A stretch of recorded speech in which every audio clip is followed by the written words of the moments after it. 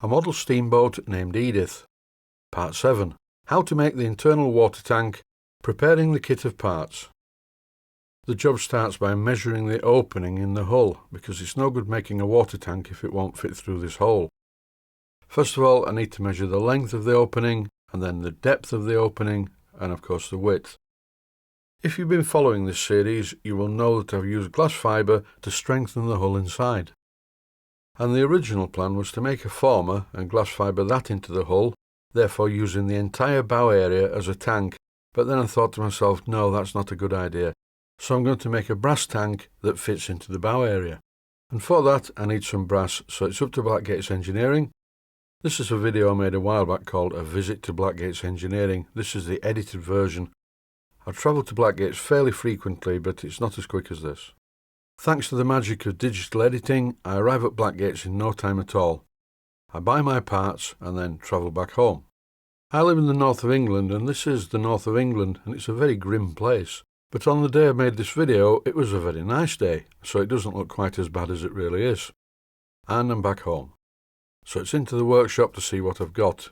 I bought some brass sheet that Matt guillotined to the right size for me, and I also bought some brass angle because I need to rivet that to the sheet before I solder it all together to make it watertight. A word of caution here, health and safety at work. Some of the edges of this brass sheet are very sharp as they come off the guillotine. So what I always do is just touch them on the belt sander like this, and this removes the sharp edges, and that makes them much safer to handle. As most of you who watch this channel will be aware, I'm a keyboard player, and it's fairly important that I don't cut my fingers. I got a comment from a viewer.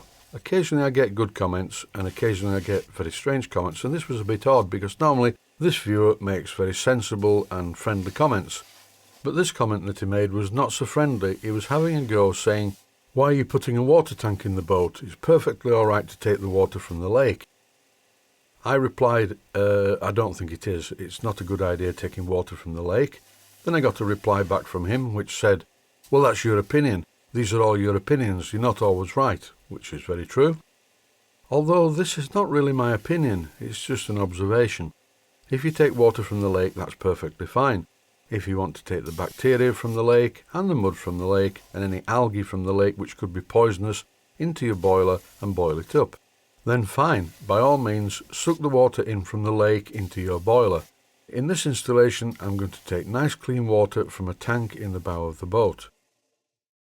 The only thing that I couldn't estimate properly was the height of the tank, and the original pieces of brass that I bought for the sides were too big. But the width of the base of the tank was a perfect fit. So I'm going to need to make this water tank the same height as the width of the base, and as you can see, with the base held on its side, it fits perfectly through the hatch. And when I loosely assemble the parts of the tank to make sure they do fit, I'm very pleased to announce that my measuring was quite accurate, because as you can see, everything fits fine. Originally I was going to make the brass tank 8 inches deep, but that would not successfully fit through the hatch. So using my bandsaw, I cut them to the correct size. And the brass that's been currently cut to size on the bandsaw will make the front and back of the tank. You will notice that I've drawn an arrow on the brass using a felt tip pen. That's so I know which way is up. In this clip I'm cutting the side pieces. These were miles too big. But nothing is lost here. You can never have enough brass sheet in a model engineer's workshop.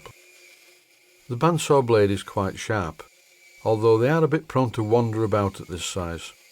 So I've dropped the blade guide fairly low, and the distance guide is in place, and provided that I don't rush the job and let the blade do its cutting, everything will be fine.